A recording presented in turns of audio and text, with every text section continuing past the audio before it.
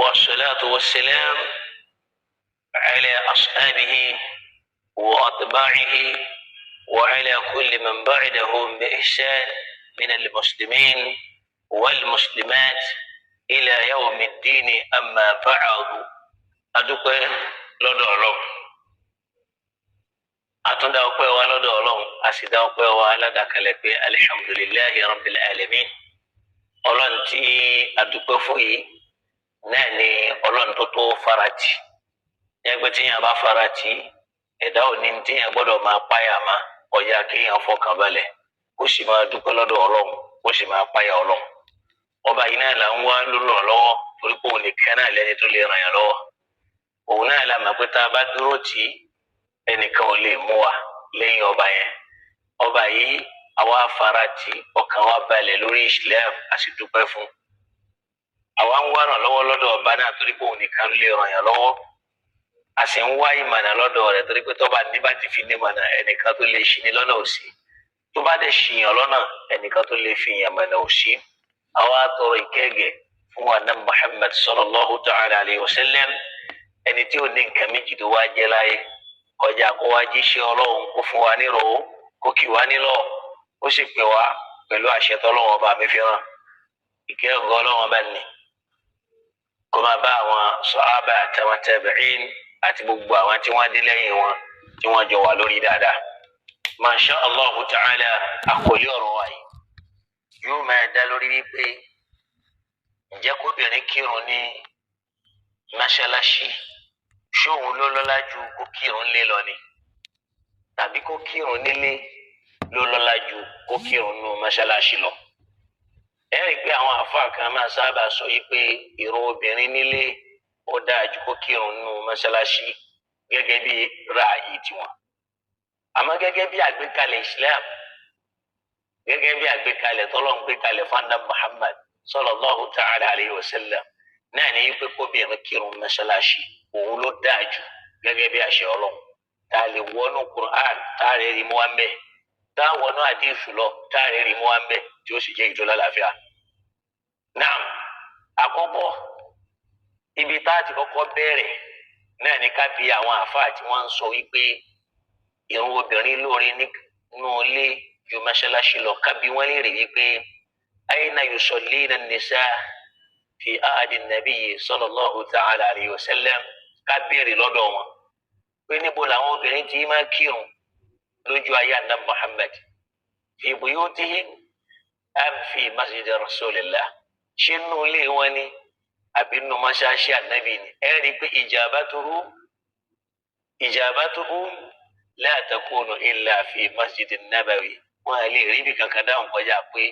nínú mọ́ṣáláṣí àná Muhammad sallallahu ta'ala alayhi wa sallam làwọn obìnrin ti ń kírun. Wa kadhalika fi asri Abi Bakr, ẹ jẹ́ ká bí wọ́n léèrè ayna yusallina an-nisa, bó làwọn obìnrin ti ń kírun. Ẹ rí i pé fa ijabatuhu takunu fil masjid an-nabawi, ẹ rí i pé mọ́ṣáláṣí ànábì náà ni. Wa fi asri Usmana bó ni wọ́n ti ń kírun á rí pé mọ́ṣáláṣí ànábì náà ni sallallahu ta'ala alayhi wa sallam. Kí n tó wá lọ bẹ̀ màá kọ́kọ́ bẹ̀rẹ̀ níbi ṣíṣe àlùwàlá. Báwo làwọn ọkùnrin àtobìnrin ti máa ń ṣe àlùwàlá? Nígbà tá a sọ wípé mọ́ṣáláṣí gangan láàyè tó dáa jù tó sì lọ́lá jù nínú ìsìláàmù ni o, mi ò sọ nínú òòrùn àwọn àfáà o. Nínú òòrùn àwọn àfẹ́ẹ̀sìn ilé ló ti dáa jù. Àmọ́ nínú àgbékalẹ̀ ìsìláàmù tí kìí ṣe làákàyè tó yẹ látọ̀dọ̀ Ọlọ́run sọ́dọ̀ àná Muhammad sallallahu ta'ala alayhi wa sallam, mọ́ṣáláṣí ló ti dáa jù. Àwọn kan ní pé káwọn kọ́ lọ síbi àlùwàlá. Àwọn kan rí i pé àwọn obìnrin àtọkùnrin arí àkọọ́lẹ̀ tó sọ fún wa wípé wọ́n jọ ń ṣàlùwàlá papọ̀ ni. Tá a sì mọ̀ pé Ọlọ́run sọ fún wa ní Al-Qur'ani pé idha qumtum ila salati faghsilu wujuhakum, tó sì ń jásí pé khitabun a'mun lir-rijal lid-dhukur wal-inath. A rí i pé nígbà tẹ́ ẹ bá fẹ́ kírun ẹ ṣe báyìí ẹ ṣe báyìí ẹ ṣe báyìí. Ẹ rí i pé àṣẹ yẹn ọkùnrin àtobìnrin ni Ọlọ́run ọba mi ń bá wí mẹ́. Ká kọ́kọ́ lọ sínú Sahih al-Bukhari. Tá a bá lọ ka hadith 190, ẹ rí i pé níbi àrí àdísù kan tó sọ fún wa yìí pé àdísù ni àdísù Abdullah bin Umar radiyallahu ta'ala anhuma náà làdísù yẹn. Ó ní haddathana Abdullah bin Yusuf. A rí i pé ọmọ Yusuf sọ fún wa, Abdullah ọmọ Yusuf òun ló sọ fún wa. Qala akhbarana Malik. Ó ní Malik sọ fún wa an-Nafi' látẹnu Nafi' ẹni Abdullah bin Umar látẹnu Abdullah ọmọ Umar radiyallahu ta'ala anhu qala wọn ló sọ wípé kana ar-rijal wan-nisaa yatawadda'una fi zamani rasulillah sallallahu alayhi wa sallam jami'an. Ó láwọn ọkùnrin àtàwọn obìnrin máa gbọ́ o. Kana ar-rijal wan-nisaa, àwọn ọkùnrin àtàwọn obìnrin yatawadda'una fi zamani rasulillahi sallallahu alayhi wa sallam jami'an. Àtọkùnrin àtobìnrin ni wọ́n jọ máa ń ṣàlùwàlá papọ̀ lójú ayé àná Muhammad. Eléyìí kọ́kọ́ fi hàn áyé pé wọ́n jọ ń ṣàlùwàlá pọ̀ láti kírun nínú mọ́ṣáláṣí àná Muhammad sallallahu ta'ala alayhi wa sallam. Tún gbọ́ lẹ́ẹ̀kan sí, kana ar-rijalu wan-nisa'u yatawadda'una fi zamani rasulillahi sallallahu alayhi wa sallam jami'an. Àwọn ọkùnrin àtàwọn obìnrin jọ máa ń ṣàlùwàlá papọ̀ nígbà ayé àná Muhammad. Wọ́n jọ ń ṣàlùwàlá pọ̀. Sahih al-Bukhari làdísù ni ó wà mẹ́. Ẹ wá rí pé táwa lọ á rí pé Abu Dawud náà tún gba hadísù yẹn wá, táwa lọ wo hadísù 80 nínú hadísù wọn. Bákan náà Ibn Majah radiyallahu ta'ala anhu àwọn náà gba hadísù yẹn wá, táwa lọ wo hadísù 381. Wọ́n gbà wá ẹni Abdullah ibn Umar yẹn bákan náà bilafudhin pẹ̀lú gbólóhùn tí mo fẹ́ mú wáyé. Àwọn ni kunna natawadda'u nahnu wan-nisaa. Kunna natawadda'u nahnu wan-nisaa. Àwa jẹ́ ni tí máa ṣe àlùwàlá. Àwa àtàwọn obìnrin natawadda'u nahnu wan-nisaa, nahnu wan-nisaa. À ń ṣàlùwàlá. Àwa àtàwọn obìnrin ala ahdi rasulillah lásìkò ànẹ́bì nígbà tá ànẹ́bì wà láyé fi ina'in wahidin nínú gbákan náà. Ìyẹn fi hàn pé wọ́n gbé ìkòkò kan kalẹ̀ tí ó tóbi tí wọ́n pọnmi sínú ẹ̀. Inú ẹ̀ lọkùnrin àtobìnrin ó ti máa ṣe àlùwàlá. Kódà wọ́n tún wá jẹ́ kó lè yé wa, wọ́n ní nudli fihi aydiyana. A máa ń kí ọwọ́ wa bọ̀. Báwa bá ti ń kọwọ́ bọ̀, àwọn obìnrin yẹn náà máa ṣe kíni, wọ́n máa kí ọwọ́ wọn bọ́nú abọ́ omi yẹn. Eléyìí jẹ́ lórí ọ̀rọ̀ àlùwàlá. Nígbà táwọn afáfẹ́ kọwọ́ bọ̀ àdìsù yìí, àwọn ní gẹ́gẹ́ bí àfáwà Ibn Hajar al-Hafiz Ibn Hajar al-Asqalani sahibu sharhi al-Bukhari, àfáà tó ṣe sharhu Sahih al-Bukhari nínú Fathul Bari wọn, nígbà tí wọ́n sọ, àwọn sọ wípé ó láti jásí wípé ní kí háyà hijabu tó sọ̀kalẹ̀ ni. tó sọ ni kò sákọọ́lẹ̀ kan tó sọ bẹ́ẹ̀ ìgbà fi mà bí kò sí àkọọ́lẹ̀ tó sọ bẹ́ẹ̀ nìyí o àwọn sọ pé la mani'a an yakuna qabla nuzul hijab a sì rí pé hijab tí wọ́n ń sọ yẹn náà àwọn ìyàwó Ànábì Muhammad sallallahu ta'ala alaihi wa ni wọ́n hajaba kì í ṣe àwọn obìnrin tó kù. àwọn àmọ̀ pé nǹkan yìí ń bẹ bẹ́ẹ̀ dásìkò Umar ló wá ìyá àwọn sọ́tọ̀tọ̀ àdìsù yẹn rí lé an Abi Salama al-Habibi látẹnu Abi Salama al-Habibi qal ó sọ yìí pé رأيت عمر رضي الله بن الخطاب رضي الله تعالى عنه موري عمر وما خطاب حتى حيادا عليها الرجال والنساء ودبي àbàtà omi kan tó já sí pé àwọn ọkùnrin àtàwọn obìnrin ni wọ́n péjọ ńbẹ̀ yatawadda'una jami'an tí wọ́n ń ṣàlùwàlá papọ̀ gẹ́gẹ́ bí tí wọ́n mọ báwọn tí máa ń ṣe lójú ayé Ànábì Muhammad ó ní fadaraba bid-durra Umar wa mú pọ́npú ọwọ́ rẹ̀ ó fi gbá wọn ó fi lù wọn faqala li sahibil hawd ó wá sọ fẹ́ni tó ní àbàtà omi yẹn bí ij'al lir-rijali hiyada wa lin-nisa hiyada bóyá ó wá àwọn akérègbè kan fáwọn ọkùnrin lọ́tọ̀ ó wá kan fáwọn obìnrin lọ́tọ̀ gẹ́gẹ́ bíi pé ìṣesí Umar òun ò fẹ́ ìkìtìlátú kò fẹ́ ká máa rí àwọn ọkùnrin àti obìnrin papọ̀. Naam àdìsù yìí rawahu Abdurrazzaq fi musannafi afọwọ́ Abdurrazzaq ló gbà wá nínú musannaf wọn tí a bá lọ wo volume 1 page 75 àkọ́kọ́ rí wípé lójú ayé Ànábì Muhammad àtọkùnrin àtobìnrin ni wọ́n máa ń ṣe àlùwàlá papọ̀ nínú bákan náà gẹ́gẹ́ bá a ṣe rí nínú Sahihul Bukhari tá a dẹ̀ tún rí bẹ́ẹ̀ nínú Sunan Abi Dawud àti Sunan afawa Ibn Majah so àkọọ́lẹ̀ yẹn nìyẹn. lẹ́yìn pé kóbìnrin kírun nínú mọ́ṣáláṣí tàbí kó kírun nínú ilé rẹ̀ èwo ló lóore jùlọ. awàlẹ́ a ní kó kírun nínú mọ́ṣáláṣí ló lóore jù gẹ́gẹ́ bí àgbékalẹ̀ Islam àmọ́ nínú ronú àwọn àfáà kan nínú Islam èyí táwọn gbé kalẹ̀ ni pé kóbìnrin kírun ní mọ́ṣáláṣí ó lóore ju kó kírun nínú ilé lọ gẹ́gẹ́ bí èrò wọn. Islam sì rí ọ̀rọ̀ tí máa wá látọ̀dọ̀ Ọlọ́run pẹ̀lú àṣẹ ni àti wá mú àpèjúwe wá báwọn sàhábà al-kiram bí wọ́n ti máa ń ṣe àlùwàlá pé kunna natawadda'u nahnu wan-nisa' fi ina'in wahid ọkùnrin àti obìnrin máa ń ṣe àlùwàlá pọ̀ nínú ìgbà kan náà. náà lára ń tààfin mà yí pé kóbìnrin kírun mọ́ṣáláṣí òun ló lóore jù náà ni pé Ànábì Muhammad sallallahu ta'ala alayhi wa sallam nínú àdísù rẹ̀ kan tẹ́ pé muttafaqun alayhi náà ni pé al-imam al-Bukhari wal-imam Muslim ẹnu àwọn méjèèjì kò sórí àdísù yẹn biduni siyadatin ala dhalika al-hadith láì fi àfikún sára àdísù yẹn kí làdísù náà ni pé la tamna'u ima Allahi masajid Allah la tamna'u ima Allahi masajid Allah ẹ gbọ́dọ̀ kọ̀ fún àwọn ẹrú sí Ọlọ́run lóbìnrin pé kán máa lọ mọ́ṣáláṣí.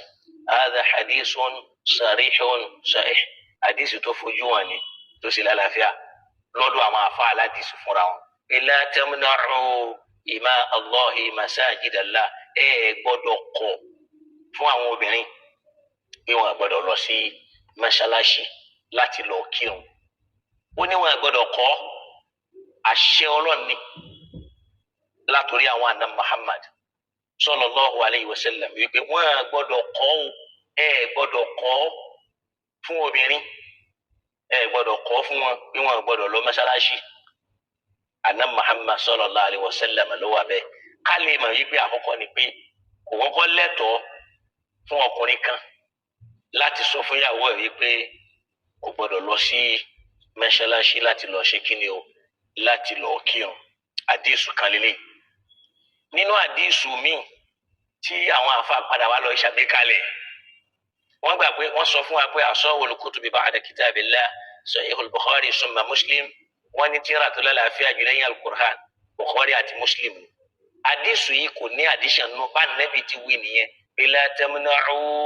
ima Allahi masajidallah ẹ gbọ́dọ̀ kọ̀ fún àwọn ẹrúsìn Ọlọ́run lóbìnrin pé kán má ṣe kí ni o pé kán má lọ mọ́ṣáláṣí láti lọ kírun. Àdíìsù yìí ó wà nínú Sahihul Bukhari bẹ́ẹ̀ náà ló wà nínú Sahihu Muslim. Àtúrò àdíìsù mi nínú Sahihu Muslim bákan náà tó ní idha sta'adhana ahadukum imra'atahu ila al-masjid fala yamna'ha. Idha sta'adhana ahadukum imra'atahu ila al-masjid fala yamna'ha. Ẹnikẹ́ni nínú yín tíyàwó rẹ̀ bá béèrè yànda lọ́dọ̀ rẹ̀ pé òun ń lọ mọ́ṣáláṣí kò gbọ́dọ̀ kọ̀ fún pé kó má ṣe kíni pé kó má lọ. Àtúnrádì sùnmí eléyìí lọ wọnú Shari'u Nawawi Shari'u Muslim lè Nawawi nínú volume 1 page 192. Ìyẹn fi hàn yí pé ọkọ ìyàwó gan nínú ibi tí obìnrin lè dágbére pé mò ń lọ náà ní mọ́ṣáláṣí tọkọ ìyàwó sì gbọ́dọ̀ sọ pé rárá ò gbọ́dọ̀ lọ. Ìyẹn fi hàn yí pé la tamna'u ima Allahi masajidallah. Kódà nínú àdíìsì mi ó ní iza sta'adhanat ahadukum imra'atuhu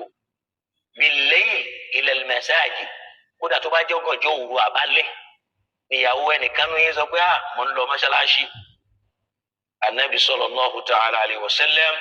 ó lẹ́niyàn ò gbọ́dọ̀ kọ̀ fún kó má lọ torí pé ó ti ṣe kíni o ó ti dárúkọ lé Ọlọ́run pé ibẹ̀ ni òun fẹ́ lọ. Eléyìí kọ́kọ́ jẹ́ àmà yìí pé kí nìdí t'Ànábì fi ń sọ pé ẹ gbọ́dọ̀ kọ̀ ẹ gbọ́dọ̀ kọ̀ ẹ gbọ́dọ̀ kọ̀. Ìyẹn fi hàn pé tí ò bá ní pàtàkì nínú báwo l'Ànábì ṣe tún máa sọ fún àwọn èèyàn yìí pé tíyàwó ẹnìkan nu yín bá béèrè yànda pé òun lọ mọ́ṣáláṣí òun fẹ́ lọ ṣe kíni o òun fẹ́ lọ kírun ẹ gbọ́dọ̀ ṣe kíni o ẹ gbọ́dọ̀ kọ̀ fún wọn o. Tó bá já sí pé kán kírun nínú ilé nì ló bá lóore jù ni kò yẹ ká Ànábì máa sọ pé la tamna'u ima Allahi masajidallah ẹ gbọ́dọ̀ kọ̀ fún wọn kán máa lọ mọ́ṣáláṣí láti lọ kírun. So kò sí ní sọ fún wa pé kódà sábà béèrè yànda lọ́wọ́ yín ẹ gbọ́dọ̀ kọ̀ fún wọn láti pé wọn gbọ́dọ̀ ṣe kíni o wọn gbọ́dọ̀ má lọ. So ìkànnì ló fi já sí pé ní kí làwọn àfáà wa wá jókòó lé lórí tí wọ́n jókòó lórí wípé kóbìnrin kírun nínú ilé òun náà ló lóore jù. Áyà yìí náà ni wọ́n lọ gbára lé láti inú Al-Qur'an nínú Suratu Nur áyà 36 and 37. Áyà yẹn sọ fún wa pé fi buyutin nínú àwọn ilé kan bẹ́ẹ̀ o adhina Allahu an turfa' Ọlọ́run ọba fúnra rẹ̀ ló pàṣẹ pé kí wọ́n kọ́ àwọn ilé nì ká jẹ́ kí mọ́ṣáláṣí ó tóbi ká gbé ga káwọn èèyàn pè mọ́ mọ́ṣáláṣí ni wa an yuskara fi ismuhu kó sì já sí pé nínú ilé yẹn làwọn èèyàn ti máa sìn tí wọ́n máa dárúkọ ẹ̀ yusabbihu lahu fiha wọ́n máa ṣàfọ̀mọ́ Ọlọ́run ọba ń bẹ̀ bil-ghuduwwi wal-asal láàárọ̀ àti lálẹ́. Kẹ́límà yìí ló wá ṣàkóbá rijalun àwọn wà ní àwọn ọkùnrin kan nítorí pọ́lọ́ǹdì náà rijalun àwọn ọkùnrin kan tó sì já sí pé ìtumọ̀ rẹ̀ ni pé àwọn èèyàn kan la tulhihim tijaratun wala bay'un an dhikrillah tó já sí pé la tulhihim tijaratun owó tí wọ́n ń ṣe kò ní dí wọn lọ́wọ́ wala bay'u ọjà wọn tí wọ́n ń tà kò ní kọdí wọn an dhikrillah kó ń bí kán má láǹfààní àti lọ lé Ọlọ́run yẹn láti lọ kírun bẹ́ẹ̀ tàbí láti lọ rántí Ọlọ́run. wa iqamis salat láti máa rántí Ọlọ́run bẹ́ẹ̀ àti láti ṣe kíni o àti láti máa kírun bẹ́ẹ̀. wa ita'iz zakat kò ní dí wọn lọ́wọ́ ọjà wọn àti ohun ò ní dí wọn lọ́wọ́ kán máa rántí Ọlọ́run kò ní dí wọn lọ́wọ́ kán máa kírun kò ní dí wọn lọ́wọ́ kán máa yan zaka yakhafuna yawman tataqallabu fihi al-qulub wal-absar torí pé ọjọ́ àlìkíyàmà ẹ̀rù ẹ̀ ń bà wọ́n. Lára àyà tí wọ́n tún gbára lé náà ni àyà Kùránì nínú Suratu Tawbah àyà 18 bọ́ọ̀lù ní la masjidun ussisa ala taqwa mọ́ṣáláṣí kan ni o tí wọ́n fi lọ́lẹ̀ lórí ìbẹ̀rù Ọlọ́run min awwal yawmin lákòókò ọjọ́ ni ahaqqu an taquma fi ibẹ̀ gángan ló dáa jù kí wà nẹ́bi tí máa kírun o. Ó ní nítorí pé kí ni fihi rijalun àwọn ọkùnrin kan bẹ́ẹ̀ tó tó sì jásí pé ìtumọ̀ rẹ̀ ni pé àwọn kan bẹ́ẹ̀ tó jásí pé ní yuhibbuna an yatatahharu wọ́n fẹ́ràn láti máa ṣe mímọ́ wọ́n máa ń ṣe mímọ́ wọ́n yìí mú dọ̀tí mara wọ́n máa ń nú ọkàn wọ́n tún máa ń nú ara wallahu yuhibbul mutatahhirin torí pé Ọlọ́run fẹ́ràn àwọn tí wọ́n bá ń ṣe mímọ́. Naam, eléyìí ló já ishkal ìṣòro fún àwọn àfáà míì nínú ọ̀pọ̀ àwọn àfọ̀n tafsir kọ́lọ́n kó ṣíjú àánú wa. ẹ jẹ́ ká wá lọ kálọ̀wọ́ lafzatu rijal gbólóhùn rijal yẹn al-lughawiyya nínú èdè Lárúbáwá ni o a rí wípé lafzatu rijal fi lughati al-arab gbólóhùn rijal nínú èdè Lárúbáwá wa lughati al-Qur'an àti nínú al-Qur'an lid-dhukur wal-inath Ọlọ́run máa ń lò fún ọkùnrin àti obìnrin ni. Qala ta'ala ẹjẹ́ àjọ lọ sínú al-Qur'an tá a bá lọ sínú suratul A'raf a rí pé nínú aya 46 nígbà tó Ọlọ́run ń sọ̀rọ̀ àwọn ará àlìjẹ́nnà àtàwọn ọmọ náà Ọlọ́run wá ní wa 'ala al-a'raf àwọn kan máa bẹ ní A'raf rijalun àwọn èèyàn tá à ń wí ní rijalun káwá tó pé ọkùnrin ni ṣọkùnrin nìkan ni ó jọ ọmọ náà ni tàbóbìnrin nìkan ni ó wọ náà ni tàbọkùnrin nìkan ni ó wà ní al-A'raf ni Ọlọ́run wá ní wa 'ala al-a'raf níbi al-A'raf yẹn táwọn èèyàn gbà yí pé bayna al-janna wan-nar rijalun àwọn èèyàn kan bẹ́ẹ̀ ó ní ya'rifuna kullan bisima'ihim tí kò dára wọn mọ̀ pẹ̀lú àmì pé lágbájá rèé tàmẹ̀dú rèé lágbájá rèé tàmẹ̀dú rèé wọn mara wọn. ó rí pé eléyìí wa hadhihi al-aya yìí lir-rijal wan-nisa ọkùnrin àtobìnrin lọ́lọ́wọ́n bá fi sọ̀kò sí. bákan náà nínú súrátù al-Qur'an náà nínú al-Qur'an tabalọ́ka súratul Ahzab ní ìmọ̀ aya ti yẹn wà ó ní minal mu'minina rijalun sadaqu ma 'ahadu Allaha alayhi wa minhum man qada nahbahu wa minhum man yantadhir wa ma baddalu tabdila. Ọlọ́run minal mu'minina ó wà nínú àwọn olùgbọ́lọ́gbọ́ rijalun àwọn èèyàn kan yẹn ni pé lọ́kùnrin àti lóbìnrin sadaqu ma 'ahadu Allaha alayhi tí wọ́n mú àdéhùn tí wọ́n ṣe pẹ̀lú Ọlọ́run ọba wọ́n mú iṣẹ́ àwọn ń tẹ̀lé tó Ọlọ́run kan sí padà lórí ẹ̀. ó wá ní minhum man qada nahba àrínú wọn tó já sí pé ní ẹ̀mí ẹ̀ bọ́ sórí ẹ̀ wa minhum man yantadhir a sì rí nínú wọn tóun náà ń retí pé tọ́ àmàgbàdì tóun ó dé tóun ó fẹ́ dé wa ma baddalu tabdila wọn àtúrí àwọn tí wọ́n ń kú táwọn èèyàn gé lórí lójú wọn nì àwọn àtúrí ẹ̀ yìí nìpinnu la ilaha illallah yẹn kan yí padà ṣọkùnrin nìkan lọ́hùn sọ́mbẹ̀ ni ọkùnrin àtobìnrin ni. bákan náà tá a bá lọ sínú suratul Fatih ẹ rí i pé Ọlọ́run tó sọ́mbẹ̀ pé ma'ahu fi nafsi siyaq tá a bá lọ wò ní tá a bá wo Ọlọ́run tọ́lọ́run bá fẹ́ sọ̀rọ̀ ní al-Qur'an tó bá jásí pé ó fẹ́ lò rijal fọkùnrin nìkan yóò fi orúkọ obìnrin tẹ̀lé àmọ́ níbi tí ó bá ti lò rijal fọkùnrin àtobìnrin yóò kàn sọ yín pé minal mu'minina rijalun sadaqu ma ahadu Allahi alayhi tàbí kó sọ pé fi buyutin adina Allahu an turfa'a wa yuzkara fiha ismuhu kó wá sọ pé bóyá fi rijalun yuhibbuna an yatatahharu ibi Ọlọ́run bá ti ń sọ̀rọ̀ ọkùnrin àtobìnrin ni ó ti máa lò rijal àmọ́ níbi tí ó bá ti sọ̀rọ̀ obìnrin nìkan ọkùnrin nìkan yóò mú nafsu ọ̀rọ̀ obìnrin yóò fi tẹ̀lé ẹ̀ máa pé ó ń sọ̀rọ̀ obìnrin ó dẹ̀ tó ń sọ̀rọ̀ ọkùnrin nìkan ló fi gbà lérò. tá a bá lọ sínú suratul Fatih nínú ayé ẹlẹ́ẹ̀kejì orí lẹ́yìn bẹ́ẹ̀ bí Ọlọ́run bá ti lò ó ní walawla rijalun mu'minuna wa nisa'un mu'minatun lam ta'lamuhum walawla tí ì bá ṣe ń torí pé rijalun mu'minun àwọn èèyàn kan lọ́kùnrin wọ́n gbọ́ lọ́n gbọ́ tí wọ́n jẹ́ ní Ọlọ́run wa nisa'un mu'minatun àtàwọn obìnrin tí wọ́n jẹ́ olùgbàgbọ́ ó rí i pé níbẹ̀ yẹn Ọlọ́run fẹ́ lo olórí rijalun pé ká lè mọ̀ pọ́kùnrin nìkan lòún gbà lérò ń bẹ̀ yẹn o ó yà á fi nisa'u tẹ̀lé ibi Ọlọ́run bá ti lórí pé tó bá ti lè sọ yìí pé tó bá ti lóru kẹ́lìmọ̀ bẹ́ẹ̀ pé rijalun mu'minun wa nisa'un mu'minat rijalu yẹn ọkùnrin nìkan ló ń túmọ̀ sí àmọ́ bí ó bá ti lò tó bá sọ pé minal mu'minina rijalun àbúrò pé fi buyutin adina Allahu an turfa wa yuskara fiha ismuhu so tààfin sọ pé ń bolo dájú fọkùnrin obìnrin láti kírun ṣe mọ́ṣáláṣí ni tàbílé tá láwọn àfa kan wọ́n sọ nù làákàyè tiwọn bí mọ́ṣáláṣí ló ti dájú àmọ́ ìsìláàmù wà yìí òun gbà yìí pé inú ilé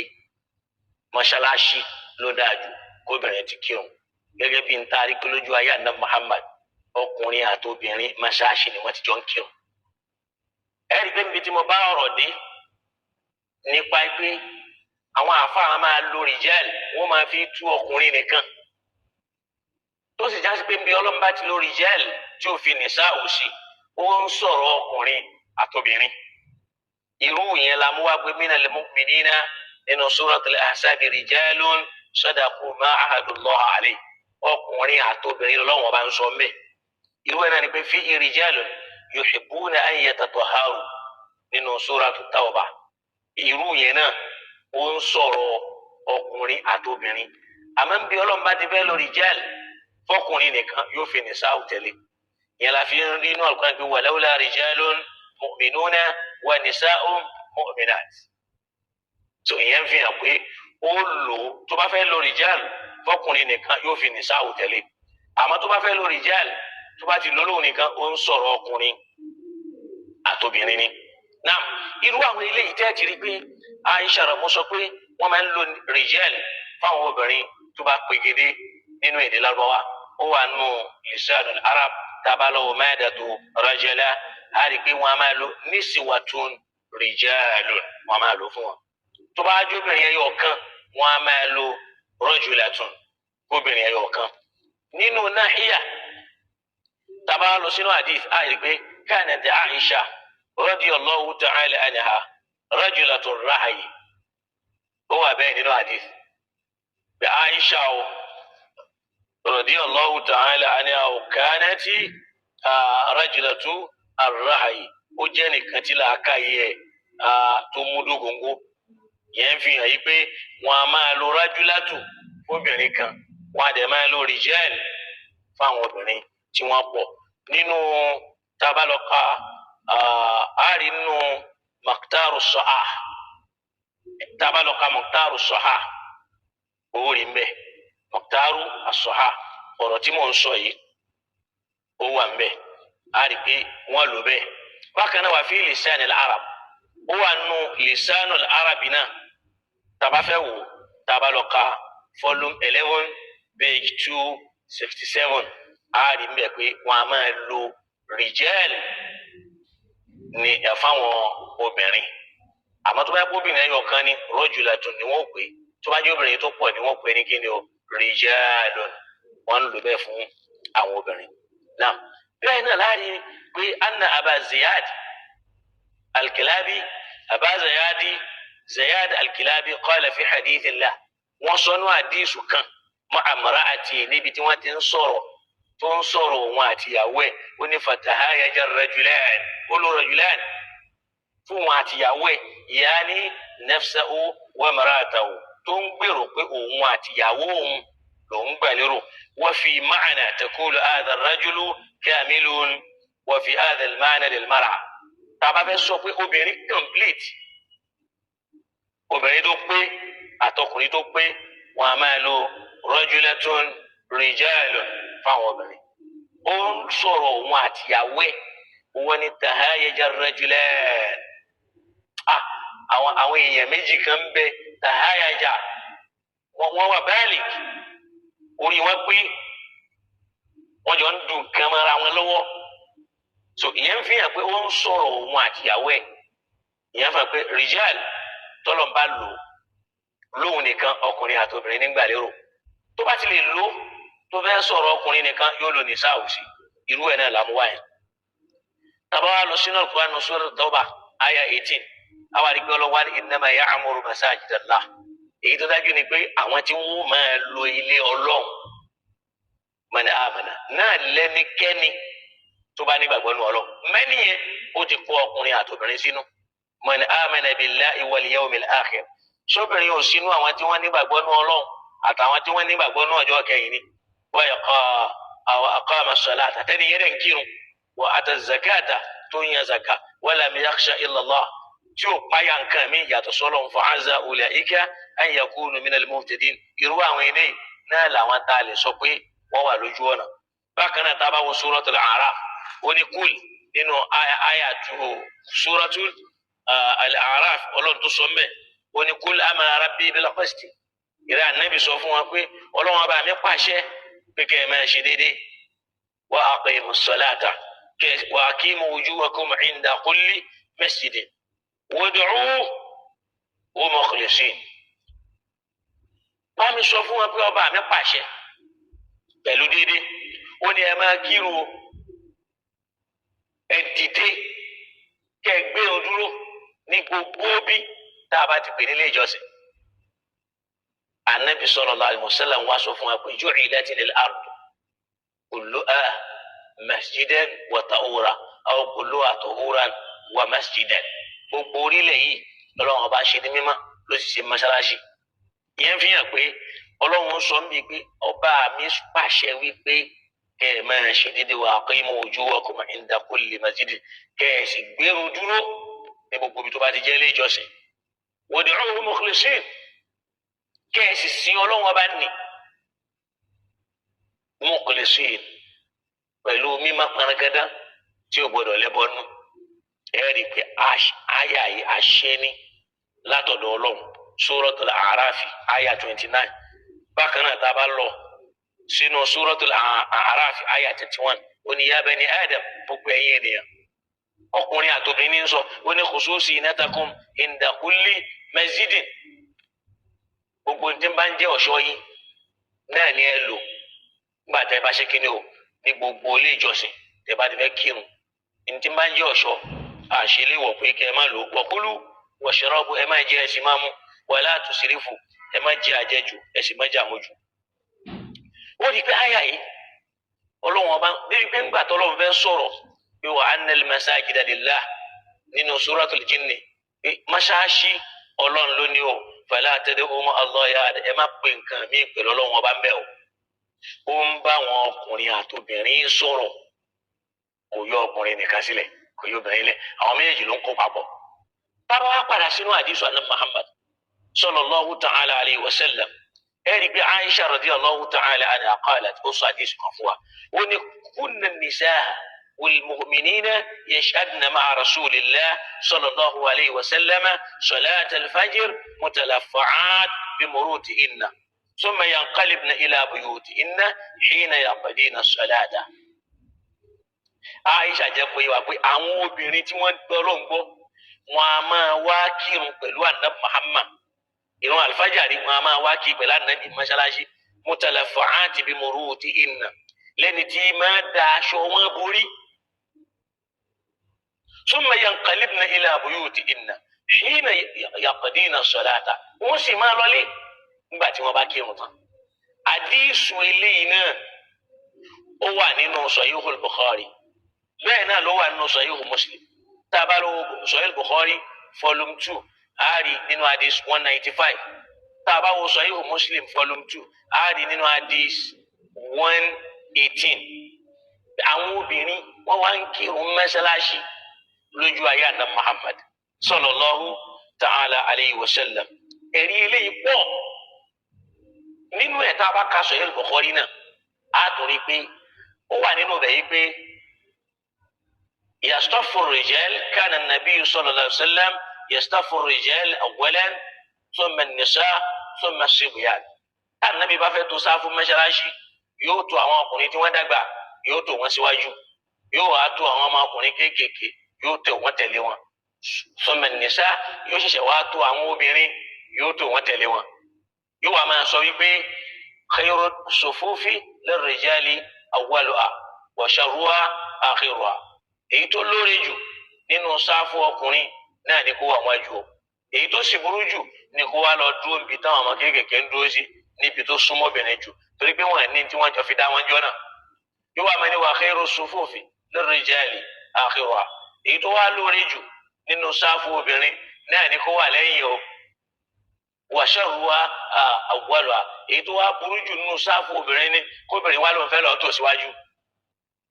bó ṣe wà nínú Sahih Bukhari nìyẹn tó ń fi hàn yí pé ànábì àtàwọn sọ̀hábíyàt lóbìnrin wọ́n jọ ń kírun nínú mọ́ṣáláṣí papọ̀ ni kẹ́nìkan wá máa sọ fún wa lẹ́nu yìí pé buyutahunna khairun lahunna wọ́n fi kún àdíìsù yẹn ni bí jẹ́ pé nusra al-Bukhari la tamna'u ima Allahi masajidallah ẹ má kọ̀ fáwọn obìnrin kọ́ má kírun mọ́ṣáláṣí. ẹ dákun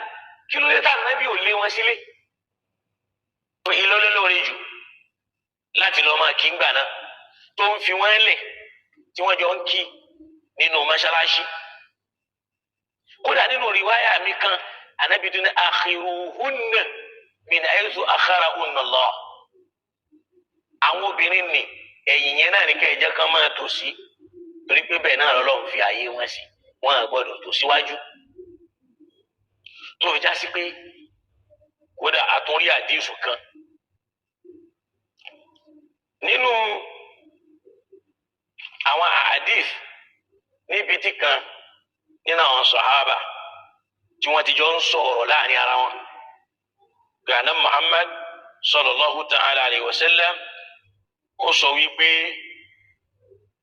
wọn à gbọ́dọ̀ kọ̀ fún obìnrin kó lọ má lọ sí mọ́ṣáláṣí tá a sì rẹ́ nìkan tó ní wallahi òun ní tòun o òun kọ̀ fún wọn kódà níjọ́ tá à ń sọ yìí ọjọ́ tó gbóná jọ náà ni tí sàhábà yẹn sì bínú bí aqul qala rasulullah èmi ń sọ fún wọn pé ànábì sọ báyìí wa taqulu ìwọ́dẹ̀ ń sọ pé la'amna'hunna wàá kọ̀ fún wọn kódà níjọ́ yìí wọ́n ló gbá aláyà ó sì sọ àwọn ọ̀rọ̀ tó já àwọn ọ̀rọ̀ àbùkù tí sàhábà yẹn ń sọ wípé òun fẹ́ lè má gbọ́ irú ẹ̀ rí lẹ́nu ẹnìkan. mo fẹ́ wá hadith yẹn torí pé mo máa padà ó ti hadith náà kọ́lọ́nkọ́dà kò ṣe ní rọrùn so kó sì ràn wá lọ́wọ́ kó ṣe dáadáa fún wa mi ò fẹ́ kó tún gùn jù ilé yóò máa jẹ́ pátárì tá a máa fi mọ̀ yìí pé kóbìnrin kírun mọ́ṣáláṣí olóore jù kó lọ sí kó jókòó sílé kó máa kírun lọ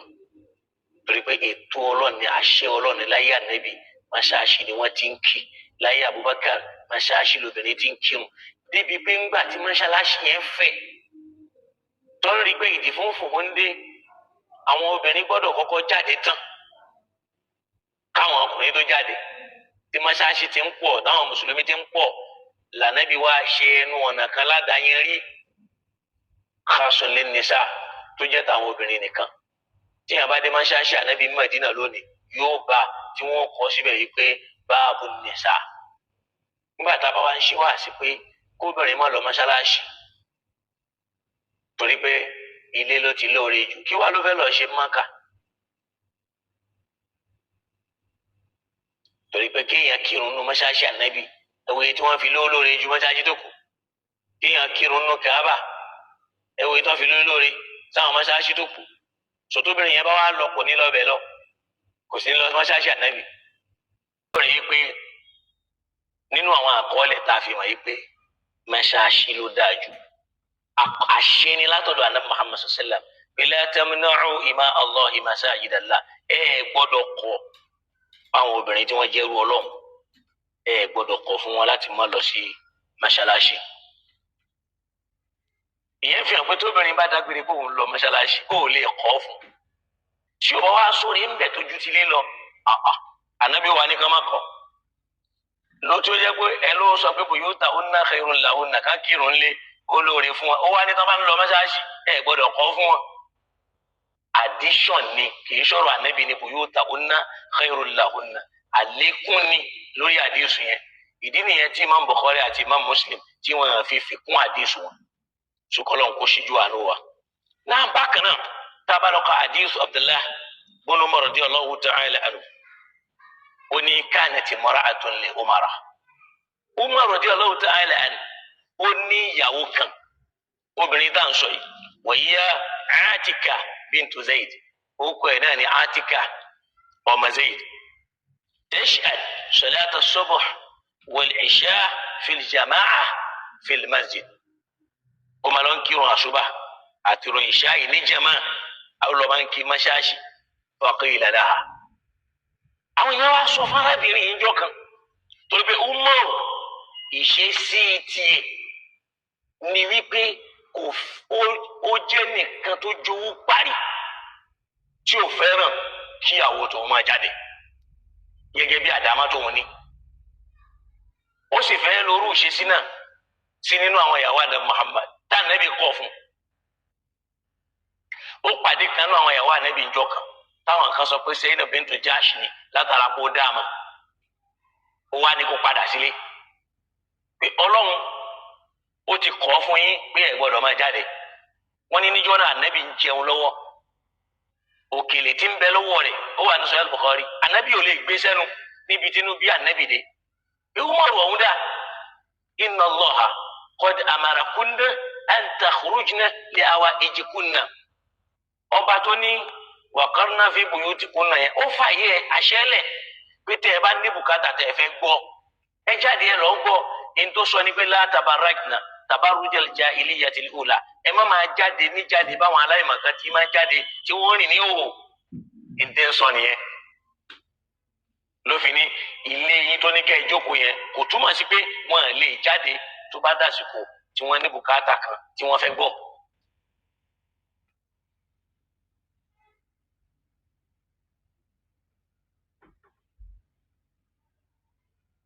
Ànábì bá Umaru bí jọ náà àdìsí yẹn náà bẹ́ẹ̀ ní Sahih Bukhari kọ́lọ̀ ń kó síjú àlùwà. Ìyàwó Umaru lójú ayé tí Umaru kan ìyàwó tiẹ̀ ń kírun mẹ́sálásí a máa bá wọn lọ kírun jàmá àwọn àṣùbà a sì ló máa bá wọn kírun ìṣá faqila laha àwọn yẹn wá sọ fún arábìnrin ìjọ kan pé lima takhrujin kí ló dé tó ń jáde wá mẹ́sálásí láti wá máa kírun wa qad ta'lamina anna Umara yaqra'u dhalika nígbà tí wọ́n fúnra rẹ̀ mọ̀ pé Umaru kórìíra kóbìnrin máa wá mọ́ṣáláṣí Umar radiyallahu ta'ala anhu ló kórìíra kóbìnrin máa wá mọ́ṣáláṣí ló wá di ṣàríà ló ń bí àwọn àdìsí buyutahunna khayrun lahunna gẹ́gẹ́ bí mo ti sọ ló part 1 wípé wọ́n ń ṣàlù àlápọ̀ pẹ̀lú obìnrin àtọkùnrin lójú ayé ànábì Umaru ló padà kọ́ ọ́ wọ́n ń kírun lójú ayé ànábì inú mọ́ṣáláṣí pẹ̀lú ọkùnrin àtobìnrin ìyàwó Umaru yìí Atikatu bintu Zaidi ó lọ ń kírun jàmá ìrun àṣùbà àti ìrun ìṣà kò tẹ́ Umaru lọ́rùn àmọ́ kò lè kọ́ ọ́ fún wọ́n wá ń bi arábìnrin yẹn léèrè yìí pé lima takhrujin kí ló dé tó ń wá mọ́ṣáláṣí wá kírun wa qad ta'lamina anna Umara yaqra'u dhalik tí wọ́n fúnra ẹ̀ dẹ̀ mọ̀ pé Umaru nífẹ̀ẹ́ sí oko ìrarú bẹ́ẹ̀ wàyọ̀gọ́ torí pé ó máa ń jowú ntí mo wílẹ̀ kan nìyẹn tẹ́lẹ̀ lè sọ pé ó ní Umaru ń jowú àdìsù yẹn náà tó gbé. arábìnrin yẹn wá fèsì wípé wa ma yamna'uhu an yan'ani ó ní kò sí ní tó mú Umaru tó kọ̀ fún tí òfin lè kọ̀ fún mi pé ò gbọ́dọ̀ lọ mọ́sálásí ó fi hàn pé nǹkan kan ló mú Umaru lọ́wọ́ dání tí òfin lè sọ wípé ó wá sọ fún mi pé má lọ mọ́sálásí mọ́ nínú gbólóhùn ni ó ní ma yamna'u an yan'ani kò sí ní tó kọ̀ fún tí òfin lè kọ̀ fún mi ní tó kọ̀ fún náà ni pé yamna.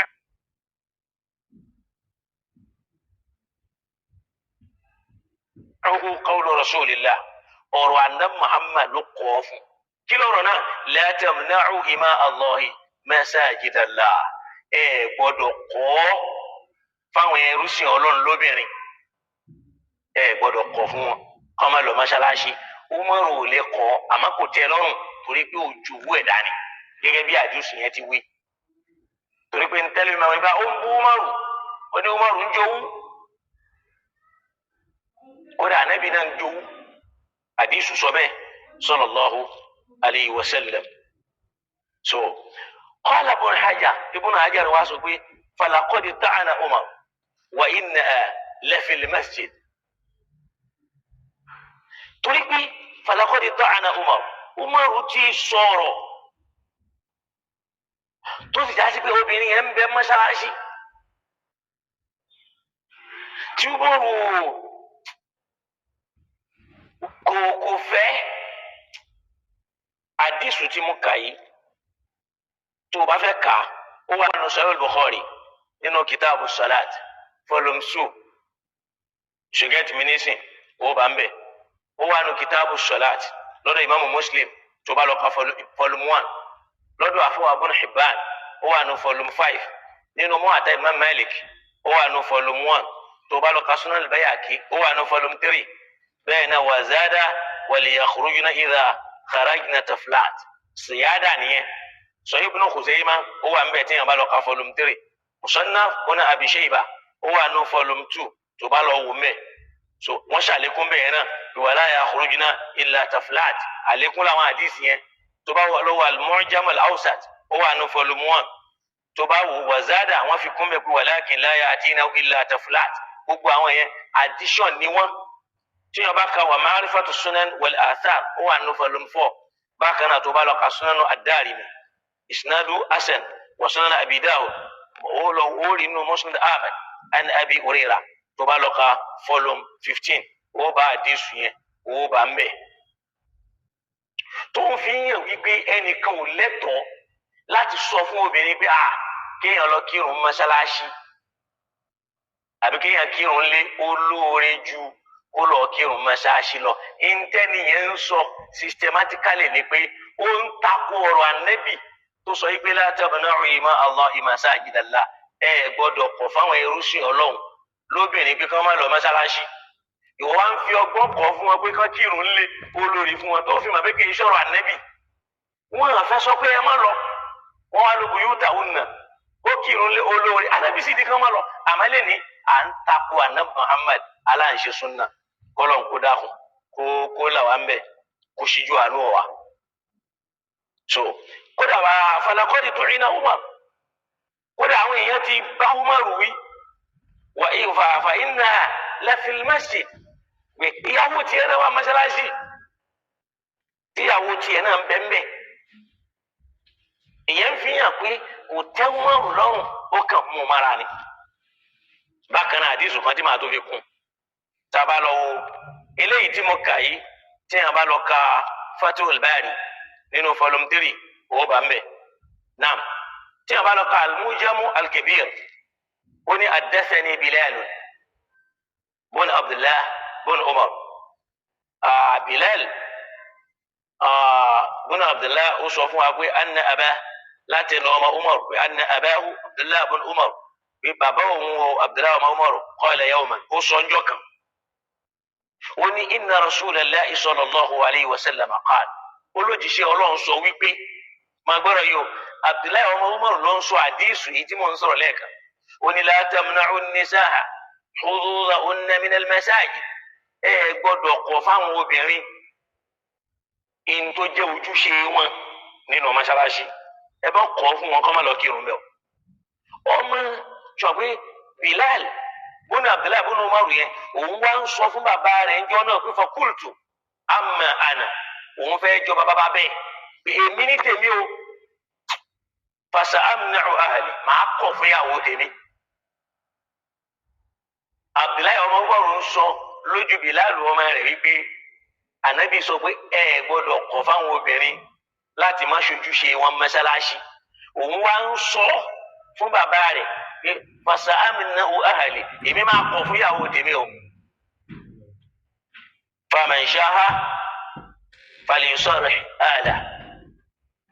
aw falyasra ahlahu ẹni bá ń kó tú ìyàwó tiẹ̀ lẹ̀ oníjọ́ tá ń sọ yìí falitafati ilayya faqal bàbá mi yí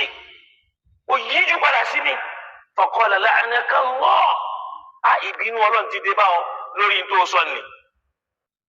ẹ máa lórí pé ó kàn sọ yìí pé òun ó máa kọ̀ fún ìyàwó tòun kó má lọ mọ́ṣáláṣí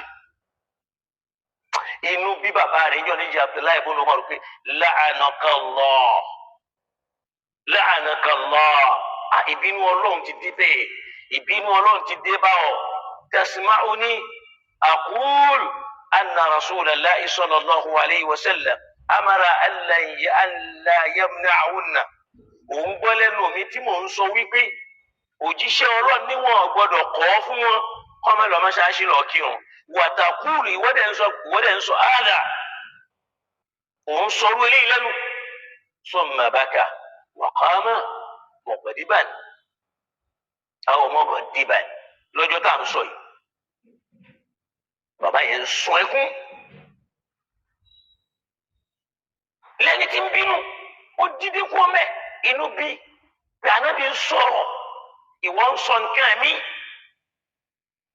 bá a ṣe ráwọn àfáà tí wọ́n ń sọ yìí pé obìnrin kó má lọ mọ́ṣáláṣí aburú ni kó lọ mọ́ṣáláṣí olóore tó bá kì í lé ó pa Abdullahi ọmọ ọgbọ́n lẹ́nu pé òun sọ fún ọmọ yẹn tóun Ànábì níwọ̀n gbọ́dọ̀ kọ́ òun dẹ̀ ń sọ yìí pé òun ó kọ́ òbínú ní la'anakallah ìbínú Ọlọ́run ti bá ọ ìbínú Ọlọ́run ti bá ọ ìyẹn fi hàn pé ìwọ náà tó ń sọ bẹ́ẹ̀ ọ̀rọ̀ yìí ti báwo náà wípé la'anakallah kọlọ máa ń láàrin ẹni kankan wa wà fi riwayatin nínú ẹgbà wa kan kọ́ ẹ̀ lẹ́hùn ẹ̀gbọ́n tó sọ fún ni ya aduwallah ìrẹ ọ̀tá Ọlọ́run ìyẹn fi hàn pé àwọn kẹlmẹ́tù yìí ló wà fún gbogbo ẹni tí ń bá ń dọ́gbọ́n lẹ́nìí tí ń sọ fóbìnrin wípé kó kírun lé olóore fún ju kó lọ mọ́ṣáláṣí lọ torí pé ó ń dọ́gbọ́n láti kọ ọ̀rọ̀ ànẹ́bí yẹn kó dáa padà sí ànẹ́bí lẹ́nu ó ti wọnú la'anakallah ìbínú Ọlọ́run máa bá ọ èyí tí Abdullahi ibn Umar sọ fún ọmọ rẹ̀ Bilal ibn Abdullah ibn Umar la'anakallah wọ́n nínú riwaya kan ní ya aduwallah ìwọ ọ̀tá Ọlọ́run ó di méjì ìwọ náà ti di ọ̀tá Ọlọ́run wà fi riwayatin wọ́n nínú riwaya kan famadda yadahu falatamahu ó mú ọwọ́ rẹ̀ dání báyìí falatamahu ó sì gbé gbàjú fún látara kó sọ pé èmi ò kọ́ mi ò ní jẹ́ kí ìyàwó tèmi máa lọ sí mọ́ṣáláṣí ó rí i pé nǹkan mẹ́ta ló wà níbí ìbínú Ọlọ́run yóò máa bẹ́ni tí ń bá ń sọ bẹ́ẹ̀ pé kí obìnrin kírun lé olóore ju mọ́ṣáláṣí lọ ègún Ọlọ́run máa bá ẹlẹ́ẹ̀kejì ni pé ọ̀tá Ọlọ́run ni ẹlẹ́ẹ̀kẹta ni pé ó di ìsáàfù kan gbé gbàjú fún kí bàbá rẹ̀ gbé gbàjú fún ó di ìsáàfù ẹ̀. àdísù tí mo mú wáyé ó wà nù al-Mu'jam al-Kabir títí àfáwà at-Tabarani tó bá lọ ka volume 12 jẹ́ n fi péjì yẹn ṣe kò ní ìdíkẹ́ ń sọ péjì ní ọba ní di péjì kó pè mí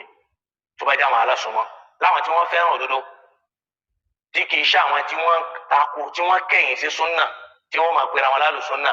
tí wọ́n máa fi súnà yọ àwọn èèyàn kúrò ní Islam bíi pé ìsìláàmù yẹn ìsìláàmù bàbá wọn àti ìyá wọn ni.